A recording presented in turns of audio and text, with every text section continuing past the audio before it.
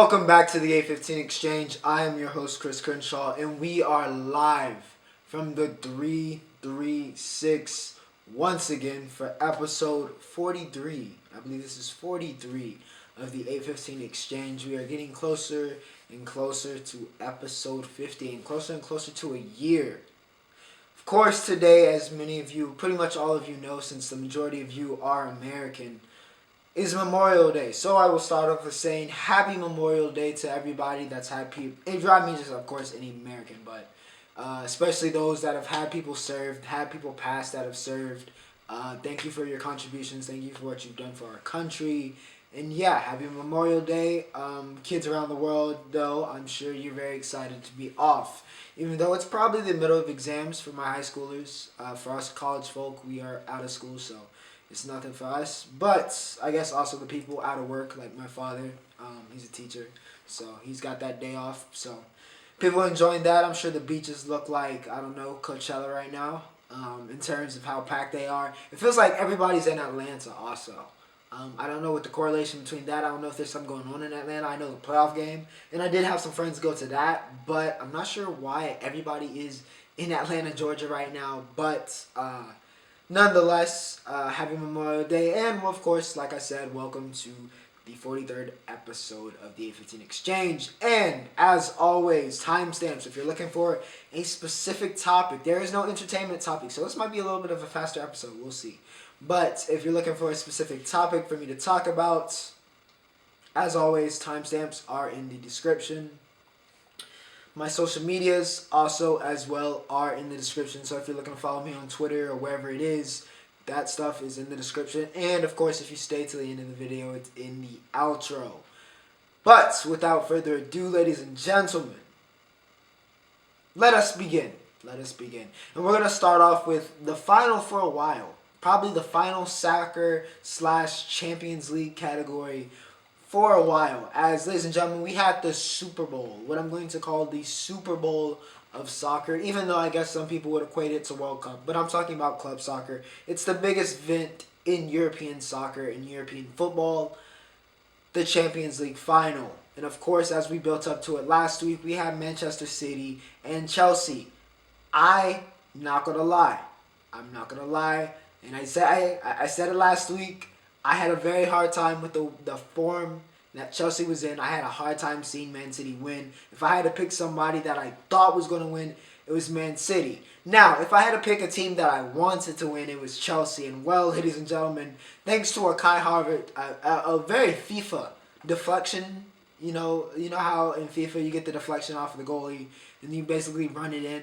Similar type goal from King Kai Havertz, who has officially justified, not that he really cares according to that post-match interview, he has fully made up for being the highest paid transfer in Chelsea history, Kai Havertz. He's lived up to that. Big time goal in the Champions League final, and that ends up being the winner. Final result was 1-0. I have to give a shout out for, honestly, for such a 1-0 game, and what on paper probably looks like it was a very boring game, it was not a boring game. I don't know if it's because I was with friends, shout out to my boy Miguel, watching it, or what exactly it was, but I was never really bored. It always felt very tense, and there was just a lot of great defense. I was appreciating the defense. And Chelsea, I think they only allowed 4 goals this entire Champions League campaign. Really, I've talked about this under Tuchel, how much better their defense has been. I think they conceded close to the least amount of goals in the Prem this year as well. Just outrageously good defensively. Even with Thiago Silva, who I'm so glad he finally got his Champions League final. One of the best defenders, arguably of all time. Definitely one of the best of this era. For a long time, I think in the early, I'd say 2010s to mid-2010s, he was quite possibly the best defender in the world, or right up there, like top 3 with, I don't know, Sergio Ramos and maybe Piqué. He was right up there, and he's a legend, so it's glad to see him get it, especially after him and Tuchel lost it last year with PSG. I know there's been a lot of circulation of that photo in the comparison. He got injured early on. Andres Christensen stepped right in, no problem. He did a great job. Reece James also fantastic job. Antonio Rudiger made big plays. It was just a great job defensively from Chelsea, and yeah, it was wonderful to watch. Honestly, just as I guess a football fan, as a soccer fan. Also, Mason Mount, Chelsea Player of the Year, one of the best young players on the world. A guy that looks like he's going to be one of the best midfielders in the world one day. Mount was class. That great pass to Havertz. Made that great pass to Havertz that set up that goal. So shout out to Mason, did a great job, of course. But the man of the match was N'Golo Kante, who was really setting up a very an absolutely legendary resume for himself in terms of the trophies he's won. Premier League with Leicester City. He's won a World Cup with France, and now he's won the Champions League here with Chelsea. He's also won the FA Cup, I believe, with Chelsea. You can correct me if I'm wrong, but I believe he's done that too. And he's got Euros with France this summer. France this summer, and a lot of people are starting to say, after 3 straight man of the matches to end the Champions League campaign, and he won it. I think Kante's got the attention of a lot of people, and he's in contention for that Ballon d'Or. If he does what Kante does, he does that at Euros in France, takes it home. I very much could see Kante possibly winning the Ballon d'Or this year. That's how good he's been. He's arguably, he's right there with, I think, KDB in terms of best midfielder in the world, in terms of what he does and how important, how vital he is into making that Chelsea team run. Him with Tuchel is just, seems like it's a match made in heaven so far. KDB, speaking of him, only a broken nose. I know he went out with that injury that hurt Chelsea in their attack. They really couldn't get things going. I think part of this loss has to be on Pep. It absolutely has to be on Pep and just his tactics. It's classic Pep. It's classic Pep. He overthought the match. If I'm being honest, he overthought the match. Sometimes Pep just needs to dial it down and just keep it simple. But a lot of times in these big time matchups, he overthinks things. He overanalyzes it. And he messes with his tactics a little bit too much, and it cost him. It cost him here. Formationally, they weren't prepared. And Chelsea, if you look back, I think in their last 5, Chelsea has now won 4 out of the last 5 against Man City. For whatever reason, Chelsea's had Manchester City's number, and they had it again here. Christian Pulisic, first American, nearly scored that goal. Oh my goodness. So close. So close. That would have been amazing. Pulisic, first American man. I guess technically, I guess Nevin Subotic is what they're talking about. Whatever. And I guess the women. But anyways, you understand what I mean. Pulisic, first U.S. men's national team player to win the Champions League. First ever playing the Champions League as well. So congratulations to the boy, Captain America. I did make a promise that if Chelsea won the Champions League, I'm not sure if I said it on here, I might have. If Chelsea was to win the Champions League, I would be buying a Pulisic jersey, and I will be making that purchase. So hopefully he doesn't get sold this summer, or that's going to look real stupid. But you know what? It'll be historical. Pulisic was a major contributor on this Chelsea team. They do not get here without Christian Pulisic on that team. And I think that's cool to see. Great for the development, even though we lost against Switzerland, I think yesterday. But yeah, still great to see, one of our own go out there and put in great performances throughout the year. So shout out to Pulisic, proud of him for that.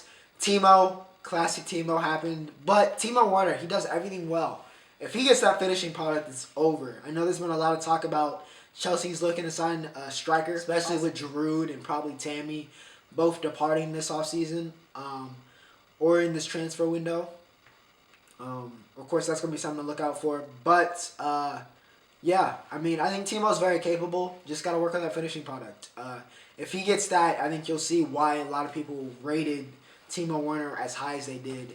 And even though Timo missed his opportunity, he still had a solid game. He just draws attention. That's why he plays. If people, that ask that question, that's why he plays. He draws the attention of the defense. He commands the defense's attention, and he just makes the right play. He makes the right play, Doesn't always finish it, but he usually makes the right play, and that can be very useful, especially with the way Tuchel runs things and the people he has around him. It just kind of works. It works. So, congratulations to Chelsea. Aguero signed with Barcelona.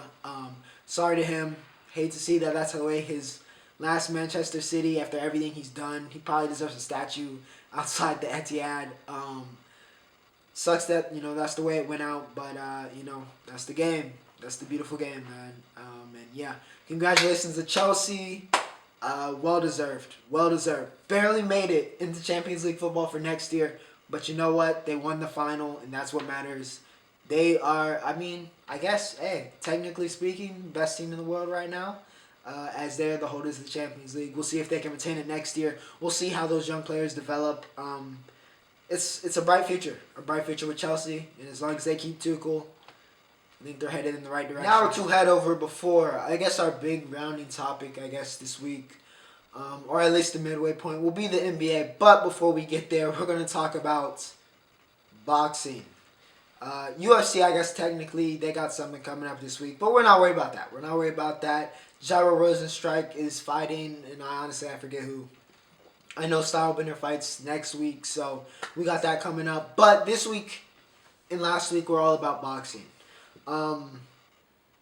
Devin Haney defended his lightweight title against Jorge Linares. This was basically Haney's step up. All of the young guys seem to be taking their kind of step up fights. I guess if you want to call T.O.'s, even though T.O. was proven, of course, he already had some belts at the time. I guess his step up would be Loma. Ryan Garcia had his with Luke Campbell. And now Devin Haney got his versus Jorge Linares. It's that step up in competition.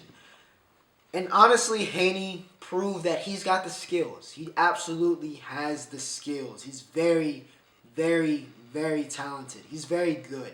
He's a very good fighter. But he still has some holes. He's still very young as well, 22 years old. But he still has some holes in his game that got exploited, similar to how Ryan's got exploited versus Luke, even though he overcame them and finished strong. On the other hand, in this fight, Haney started excellently. The jab was working. He was just outboxing Linares. But that 10th round, Linares finally caught him, and Haney got knocked off balance, even though Devin disputed it, whatever. He was hobbling, trying to get to that corner. But that changed the fight. Those last 3 rounds was not really Haney finishing the job like you might want to see, or like other great boxers might do, where I'm dominating an opponent the whole time. Let me finish the job, or at least let me finish strongly. Make a statement. Haney wasn't able to make that statement. He was surviving, if I'm being honest. He was surviving Jorge Linares. Linares started putting it on him, and then Haney just realized, I've got this UD in the bag. And honestly, I hate to be one of those guys that's like, oh, they're holding. He basically hugged him the rest of the match. He'd engage, and then he immediately was clinching and holding on for dear life, which is smart boxing, but it's like, come on. You would have liked to see somebody that's supposed to be at that elite level be able to finish the job here, and he wasn't able to do that. But nonetheless, he retains his title, and that leads us, of course, to Undisputed. Now, I know T.O. has to face Kambosos, and he has to beat Kambosos, or I guess Kambosos beats T.O., but they'll probably do a trilogy if that happens, they'll probably do a trilogy if Kambosos beats T.O. But theoretically speaking, if T.O. beats George Kambosos, as many expect him to, I think the obvious fight here, of course, is Teofimo Lopez versus Devin Haney. Let's get that undisputed lightweight title. Let's get it ready. There's been a lot of talk, from a lot of people. But if Haney truly believes that he's the one, it's his time. Hey, let's go at it. Let's make this undisputed fight happen. Let's have the best fight the best. I think y'all are ready. I think T.O. wins that fight, at least right now. Of course, I'll get to evaluate his skills and how much better he's gotten since the Loma fight, in 2 weeks when he faces Kambosos. But I think, like many people, I would have T.O. winning that fight. But nonetheless, who knows? Who knows? Maybe it's a good stylistic matchup for Haney. Maybe he makes some developments, makes some changes, gets better, reaches T.O.'s level. I wouldn't put him on T.O.'s level right now, but maybe, the necessary stuff happens. Either way, I think that's the fight to make. Yeah, let's get that undisputed at 135 and start getting some of these, that Fab Four we talked about. Let's start seeing them match up a little bit more, even though, if I'm being honest, Tank is just kind of all over the place. He's fighting at 140, and then he fights at 125, and then he fights at 130. I don't know what Tank is doing. And then he'll get arrested. Honestly, I don't know what Tank's doing. I don't know what he's doing. I know he's facing like a 140 pounder, but we'll see. We'll see if he wins that one. Probably. I don't expect that to be too hard in comp, but we'll see how that goes. Garcia seems to be coming back. Of course, he took that mental health break, and of course, mental health is very important. But I saw him chirping Haney a little bit. So, Ryan, let's get you back in there. It's time. It's time. I know you're supposed to take on Fontana. I think y'all should get that going. Just reschedule it, and you can get right back into camp, which is what you were doing already. And let's get that fight. You can prove yourself yet again. Prove that you're worthy of hanging with the big dogs up there, lightweights. Of course, the big boxing event, however, is Logan Paul versus Floyd Mayweather, which is this Sunday. And it's going to be it's been a very polarizing event. A lot of back and forth. I will be watching, of course. I fully expect Floyd. I almost did an At the Buzzer segment. There's no At the Buzzer this week. I almost did an At the Buzzer segment on this. I might do something on TikTok or whatever. Maybe post my friends' predictions. So I guess follow my TikTok if you want to see that. But I'll also ask you guys in the audience now, Logan or Floyd? Who do you guys have winning that matchup? Do you think Logan Paul pulls off one of the greatest upsets in sports history and somehow beats Floyd Mayweather? Or does Floyd do what Floyd does and is, one of the greatest boxers of all time, and he beats the guy that's not a real boxer in the sense of he's paid his dues and done all that? Even though, don't get me wrong, Logan is training his off and putting in the work and doing all that. He's doing a great job, and I get that, understand that. But there's a lot of experience. There's a big experience differential here. Floyd versus Logan. You let me know what your predictions are. I think Floyd carries this out to whatever. I don't know how many rounds they're fighting. I think he UDs this. I think he carries it out for a show. And just kind of beats Logan. I don't think he's going to knock him out. I don't think he'll do all that. If he does, I'm sure the internet will go into a flurry. If Logan somehow pulls off a madness, I'm sure the internet will be in a flurry. Listen, all I know is that we're winning on Saturday night or Sunday. We're winning. We're winning. Twitter is going to be fantastic. I will be sitting there with some popcorn, maybe some ice cream. I don't know, water, whatever it is. I will be enjoying myself watching that fight and watching their social media reaction to it. I fully expect Floyd to pretty much coast to a victory here. But you can go ahead, let me know what you think, who you think's going to win, and tell me how you think that's going to go. Okay, ladies and gentlemen, and don't want to delay the NBA any further. I know this is the main event. It's probably what you, once again, have came here, and it's what you here for. It's what you've come to hear me talk about. So we're going to get to the NBA next. Of course, I do want to say, unofficial water sponsor this week is Deer Park. So shout out to Deer Park. Great water. Stay hydrated, drink your water, kids. But without further ado, ladies and gentlemen, the NBA. Milwaukee and the Heat, I'll start off with. Milwaukee won Game 4, 120-103. Listen, the Bucks just completely obliterated the Heat. This series was never really in question, honestly, after the first two games.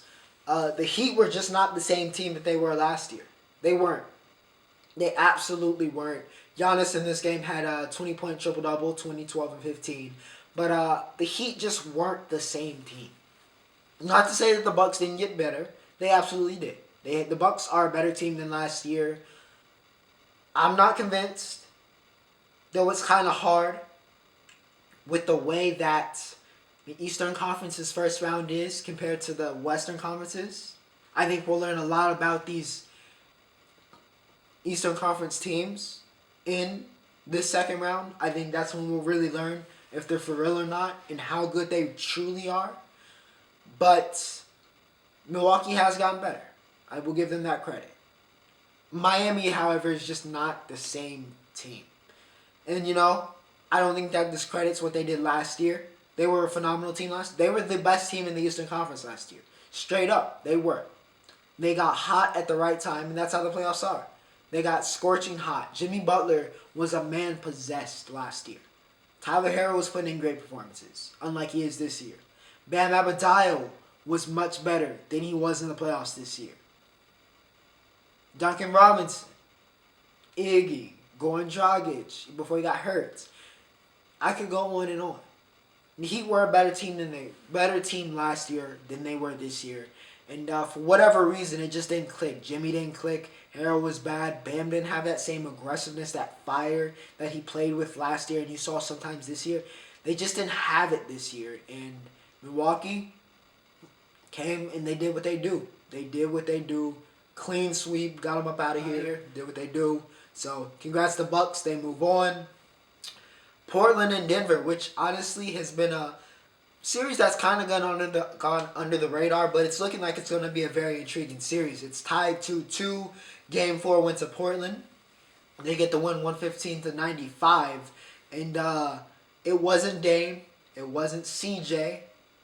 For Denver, it wasn't Jokic. It wasn't MPJ. It was Norman Powell with 29 points. Norm Powell just kind of went off in this game and stunned everybody. Wasn't Melo, even though he did get wished a very happy birthday by the Portland crowd. It was Norm Powell. He put on this game. Again, I so very wish that the Nuggets, who were my dark horse, so much so wish that Jamal Murray hadn't got injured. But that's basketball. It is what it is. It's going to be an interesting series. Jokic has to play better. Has to play better than he did. MPJ needs to step up. He needs to step up. It is imperative that he steps up if the Nuggets want to advance here. Because Portland with CJ and Dame, they're liable to combust at any time, it seems. So, yeah, Portland gets the win. That could change the momentum of the series. We'll see, but it's one of the ones I think a lot of people need to put a watch on that they may have not been focused on, but I think it's one that definitely should keep your eye on. Philly and Washington, this is another Eastern Conference matchup that it's done. It's done. Philly won Game 3, 132-103. Embiid had 36. Tobias Harris has been absolutely fantastic in this series. He's throwing it back to about 2 to 3 years ago when he was like an all-star or whatever. Toby and earned like a massive max contract. Tobias Harris has been great in this series so far. He had 20, 13, and 5 in this game. Yeah, this series, once again, is over. Bill and Westbrook, as great as they are, they got nothing for Philly. They got absolutely nothing for Philly. This is going to be a sweep.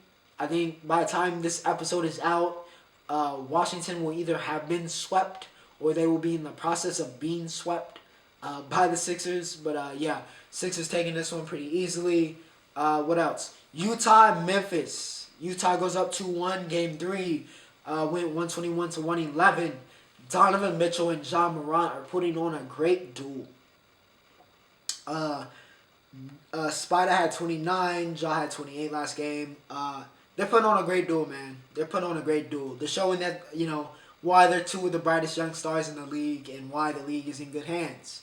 Because Spider and Ja are going at it, and it's great to watch. It's absolutely great to watch. Two fantastic players, two fantastic guards. And yeah, they're putting on a show. They're absolutely putting on a show. It's getting near must-watch television, this Grizzlies-Jazz series, and we'll see how it goes. We'll see how it keeps progressing. Jazz up 2-1. I think they got a very pivotal game for tonight. Grizzlies really need that one to help tie the series, keep this momentum going. I don't think they want to go 3-1 against this Jazz team, number 1 seeded Jazz team, so we'll see how that goes. But yeah, shout out to Spider, shout out to Josh. Spider has a habit, over these past 2 seasons. He's been in last year with Jamal Murray. He shows up in the playoffs, so I've taken notice of that. But yeah, shout out to Spider, shout out to Ja. Let's see what happens tonight. Atlanta and New York has been one of the headlining series because of how big the markets are. And yeah, Atlanta gets the win here in Game 4, 113-96. Julius Randle reverted back to his Laker days, and it was not pretty. It was not pretty. It was a disaster. It was a disaster. A disaster, as Stephen A. would say. A disaster. Yeah, Randle was not good. RJ was not good. Really, the only person hooping for the Knicks was Derrick Rose. D. Rose was the only man hooping for this team. He was the only one. Randle showed up last game. He did. So, credit where credit's due. He showed up last game, but Trae Young has been an absolute menace to society. 27-9 last game to give them the 3-1 lead over the Knicks. Trae Young has been showing out. He hasn't really shown the trash-talking side as much, or it hasn't been reported on as much as it was in maybe high school, and how much Trae Young feeds off of the crowd. I think I talked about this last week. Trae Young relishes in these moments. He loves this. He lives for this. And that's part of what's made this series so exciting. Trae Young is playing fantastic. Also, shout out to Clint Capella. He's been doing his thing. But, yeah, this Atlanta Knicks series has been very entertaining. The crowds have been going at it back and forth. Also, one thing I'll say before I get to eventually... I'll talk about it when I get to Brooklyn. How about that? I'll talk about the crowd thing and the fans thing, because that's getting out of hand. But the Knicks and the Hawks are showing the good way to go about it. Besides the spitting on Trae thing, that was strange, that was weird, that was out of pocket. But it's fun to see the crowds get into it. The players love that. Obviously, the players love that. But there has to be limits, and I'll talk about that with Brooklyn. But, yeah, Hawks doing a great job. Knicks, got to get it together. Randall, RJ, get it together, man. Phoenix and LA. Phoenix won Game 4 yesterday, 100-92. DeAndre Ayton. Before I talk about CP3, he's back. It looks like he's healthy. That was a big impact of why they won. But DeAndre Ayton. I have to talk about DeAndre Ayton. Is flat out. He's the best big man in this series. He is the best big man in the series. Even before AD got hurt, he was matching AD nearly spade for spade. And in some games, he's outplayed Anthony Davis. Ayton is showing and proving why he was the #1 overall pick. Why people had him and were like,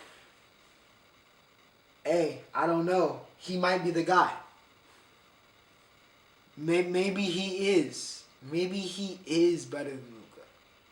Why people were talking about that in his college years. Why he was the #1 recruit in the nation coming out of high school. He's proving that. Ayton has been fantastic in this series. He had 14 and 17 yesterday. Yeah, got to give Ayton his flowers. He's been fantastic. Book has kind of taken a seat back. But, it's Book. He's liable to, go off at any moment. The Lakers fought back in this series, and it looked like the tide was turning there. LeBron was absolutely making a joke of Jay Crowder. I mean, that Game 3 was disrespectful. That was one of the most disrespectful things I've ever seen on a basketball court. I ain't never in my life seen a man post up with his bench, mocking him.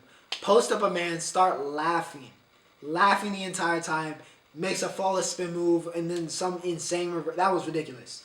But they're in trouble. The Lakers are in trouble. I said this wasn't going to be easy. I've been saying it. I don't know if they're getting out of this series. And now with AD dealing with a groin strain because AD is injury prone, I don't know. Unfortunately, LeBron's first round streak might be coming to an end. He's never lost in the first round before, but I think that might change this year. This Lakers team is not that good. It's not that good. It just hasn't clicked. It has not clicked. And they are in trouble. In big, big trouble. I'm not so much worried about LeBron, even though he needs to shoot better from 3. And he's going to have to turn it up a little bit more. He's been good, but he's going to have to turn it. He's got the 0 dark 23, whatever, he's been caught. He's going to have to turn it up. It's been made very clear that LeBron is going to have to be LeBron in the playoffs. He's going to have to be that arguably greatest player of all. He's going to have to do that. It's what he's going to have to do. Can he still do it? We're going to find out. But he's going to have to if they want to beat Phoenix. Because Anthony Davis, already ahead of time, he been up and down. Looked like he was turning that corner, but now he's injured again. Which is the problem with AD, is you don't know if he's going to be available. And sometimes that's the best thing you can be as an athlete, is be available.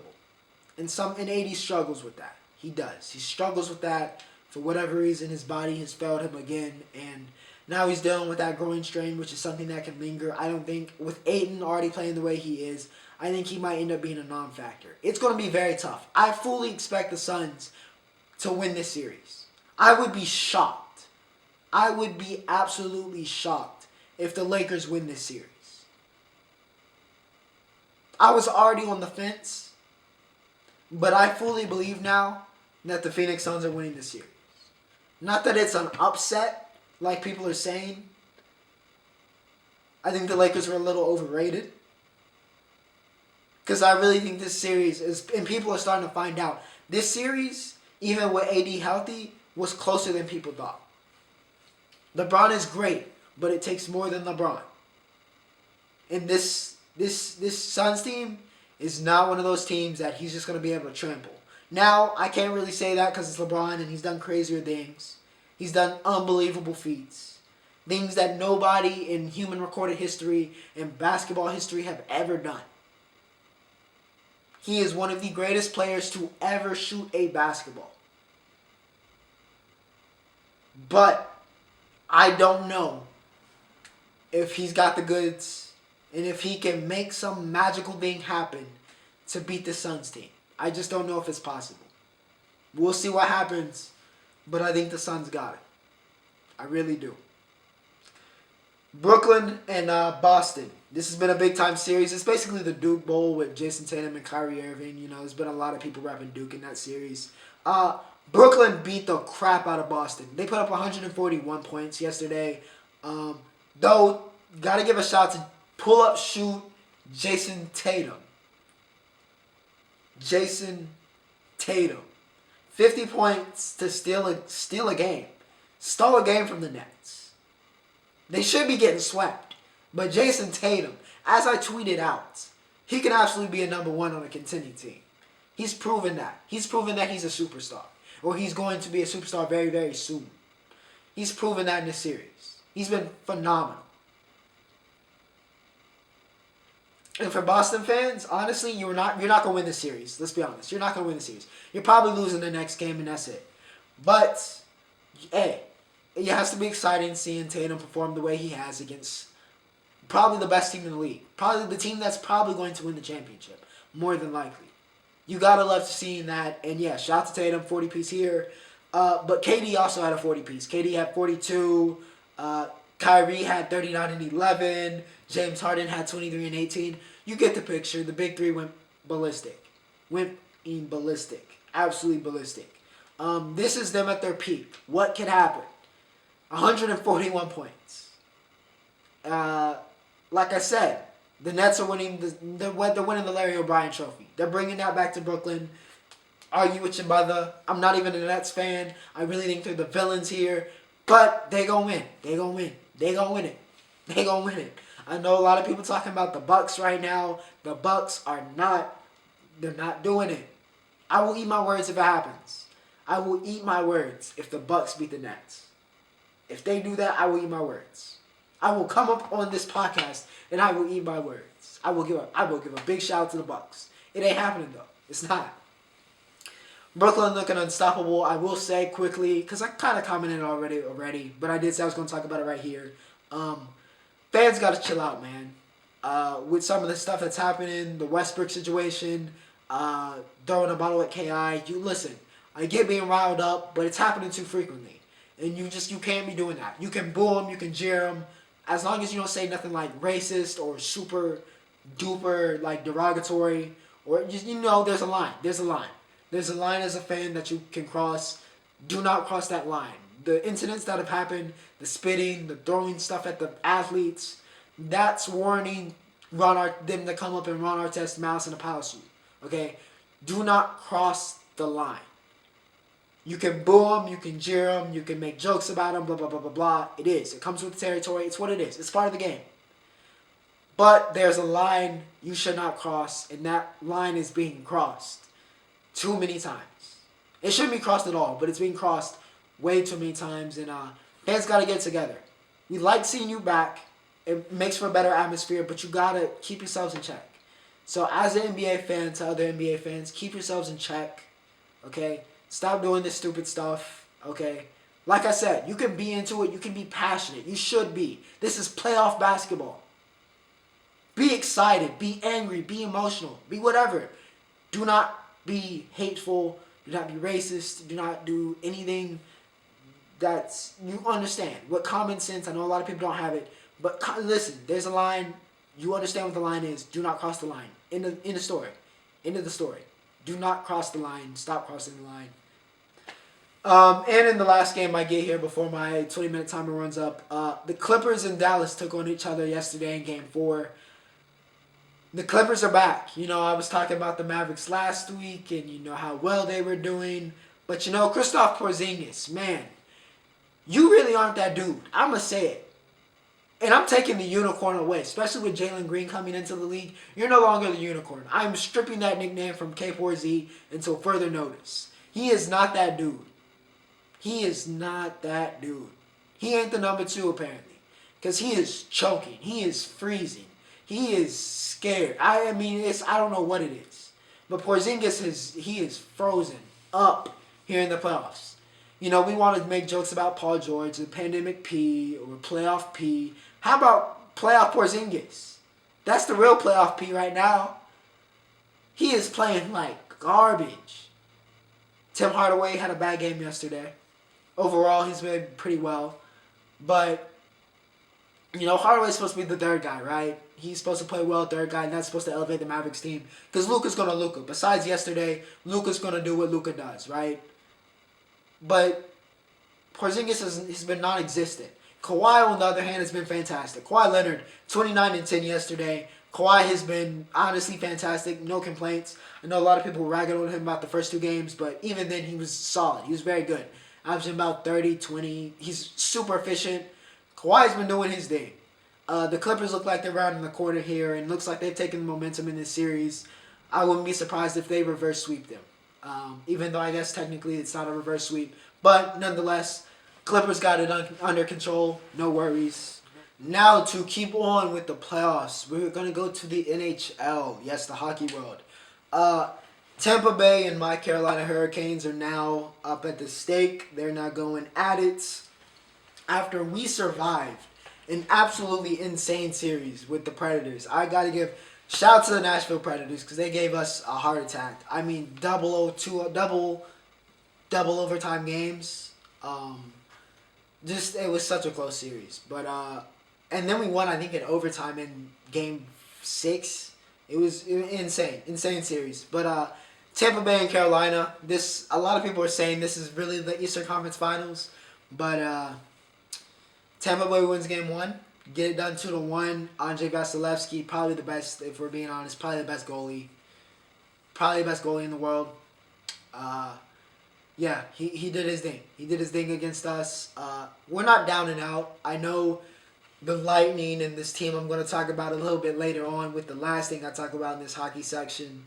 I know they're getting the hype right now. I know those are the 2 clear-cut best teams, but I think we can put up a fight. I mean, they only won 2-1. You know, we got some talent on this team. We got a great defensive core. This is a good test. This is a great test for us. And, you know, just got to stay competitive and see if we can steal some games here from the Lightning and make it interesting. But Vasilevsky's certainly going to make it a challenge. Of course, guys like Victor Hedman, they got Kucherov. I could go on and on about the Lightning. But, yeah, they take Game 1. Shout out to Vasilevsky. Boston takes Game 1 over the Islanders. David Pastrnak. Pasta had a hat trick. He was an absolute beast in this first game. And yeah, they torched the Islanders. Not the worst torching. we've seen here in round 2. But it was an absolute torching. Boston put it on them. This Boston team looking very strong. Very strong. I was interested to see how they would look after the Capitals, but everything I've seen from them has been pretty good. So we'll see how they do versus the Islanders. The Islanders have been a very competitive team past 2 years with guys like Barzal, Bavelaire. They've been very competitive. So it's going to be interesting. It's going to be interesting to see how that goes. But yeah, Boston gets it done. Shout out to Pasta. Winnipeg sweeps Edmonton. Winnipeg swept Edmonton. I want this on record. Winnipeg swept Edmonton when this episode came out. Last week's episode, episode 42. When that episode came out, the Winnipeg Jets swept the Edmonton Oilers. They still don't have an opponent yet for the round 2 game, even though the round 2 games have started for everybody else. They still don't have an opponent because Toronto and Montreal have gone to a game 7. Carl Caulfield, Kokiemi with that, game 6 overtime winner, and now all of the pressure is on young Austin Matthews and Mitch Marner without their captain Johnny T. All the pressure is falling on the Maple Leafs not to choke it against their biggest rival in the Montreal Canadiens. It's going to be an interesting Game 7. I'll probably tune in for this one. Of course, I think All-American comes on. I watch that every week. But I will absolutely try to tune in for this Game 7. Game 7 playoff hockey. 2 of the 2 premier Canadian teams as well. Yeah. Not sure. It doesn't really get much bigger besides, of course, obviously the things like Stanley Cup or, Conference Finals. But this is about as big as you can get in round 1 in terms of a Game 7. So, yeah, Maple Leafs, Canadians, that's going to be super, super interesting. Of course, Winnipeg awaits the winner of that. And to end off this hockey section, ladies and gentlemen, the Colorado Avalanche are a problem. I said it last week. The Colorado Avalanche are a problem. If you are a neutral viewer, okay, if you're watching this podcast, you're watching this show, and you don't watch hockey, and you're like Chris, Ocho, what hockey, what team would you recommend I watch if I want to get interested? Look no further. Look no further than quite possibly the best team in the world. We'll see. The Colorado Avalanche, in a series that's supposed to be very tight between them and the Vegas Golden Knights, they won Game 1. And this is not a typo. This is not me making a mistake. 7-1. This is not odds on them winning. No, this is like betting odds. They won 7-1. And because of Ryan Reeves being a head, just being a douchebag, doing Ryan Reeves goons, stupid stuff, right? Dude needs to be suspended, by the way. Absolutely, for what he's been pulling and for what he did last night. Should suspend him for the rest of the playoffs. Suspend him. Send a message. He can't be doing that. It's ridiculous. He also put them in a 9-minute power play, which is ridiculous. That's almost half of an entire period you spent in penalty kill. But Vegas got murked. Nathan Mckinnon is clear-cut the number 2 player in the world. He is the second best player in the world. If McDavid is number 1, justifiably so, McKinnon is number 2. Big Mac is number 2. He's the second best player in the world. Dude is a monster. That goal he scored, and if you watch the game and you know hockey, you know exactly which one I'm talking about. Where he just floated. I don't know how it didn't look real. He was at a complete different speed than everybody else on the ice. He just skated by him so gracefully and so fast. I mean, the defender didn't even react. It was ridiculous. It looked like he had superpowers. It honestly looked like McKinnon had superpowers. That goal was ridiculous. Ratnan's backhand, ridiculous. Landeskog also had 2 goals and an assist. Cale Makar, what more can I say? Cale Makar he's a beast. He's a beast. Listen, the Avalanche are ridiculous. They are ridiculous. This team is so fun to watch. And they're so good. So many good skaters on that team, man. They murdered Vegas. We'll see how that series goes, but Listen, if you're not watching them now, watch the Avalanche Golden Knight series because the Avalanche got the goods. They absolutely got the goods. And as long as those guys are healthy, it's gonna be good. It's gonna be fun to watch. You will be entertained thoroughly. Now for the MLB, Fernando Tatis. What more can I say? Dude's been a beast. He stays hot versus the Astros. Back-to-back home runs in back-to-back games. I don't know. Of course, that viral clip of him avoiding that pitch in which he contorted his... Listen, I don't know. Tatis is different. He's built different. He is the most exciting player probably in the league, if I'm being honest. He's up there with, I guess, like Ohtani and I guess maybe like Acuna in terms of just being the most exciting player in the league. He is. He's also one of the best, but he's also probably the most exciting player in the league. It just seems like something crazy happens every time the Padres play. And you know what? San Diego deserves that. You know, the city of San Diego, the Padres franchise, they deserve a player like Tatis Jr. So happy he's still got the goods, that he's come back from COVID and, you know, the injuries. He's come back just fine, right back into it, maybe even better. Ozuna, in some, actually before I get to that, fun fact, Fernando Tatis was the number 2 prospect in baseball coming out. Do you know who number 1 was? Ladies and gentlemen, Vladimir Guerrero Jr. was the number 1 prospect with his 80 hit tool. And ladies and gentlemen, Vladdy Jr. battled some weight issues his first 2 seasons. That's gone. He lost the weight, and he's been an absolute demon this year. An absolute demon. He's probably the leading MVP combo. He's leading the MVP combo right now for the MLB. Leads the league in home runs, batting average, OBP, slugging percentage, and an OPS. And I'm pretty sure he also leads in batting WAR. For if you want those actual, numbers, 16 home runs, a 330 average, 440 OBP, 652 slugging, and 1.092 for the OPS. That's ridiculous. Vlad Jr. is living up to the hype. We all thought he was possibly a generational prospect, a guy that's going to be a perennial MVP candidate for a long time and a future Hall of Famer. He's living up to that hype. He's living up to that billing this year. That Blue Jays team, I always rated them very highly. Even though I'm a Yankees fan, I've always rated them very highly with guys like him and Bo Bichette. And thought that could be a very lethal duo. It's looking like it's going to be very lethal. Lethal weapon type things. Vladdy's a beast. Vladdy's been great. He's been great. So, shout out to Vladimir Guerrero Jr. We'll see if he can keep it going. I think it's good for baseball if he does, even though I'm a Yankees fan. It's probably not good for us, and since he's in our division. But cool to see Vladdy hitting that. He's a great kid. His dad's a great human. So, congrats to Vlad. Speaking of humans, but this one not so great as the Guerrero family. Marcell Ozuna arrested for domestic violence. It was originally reported to me as battery. But it was a domestic violence incident. We'll see the details as they come. This is very disappointing.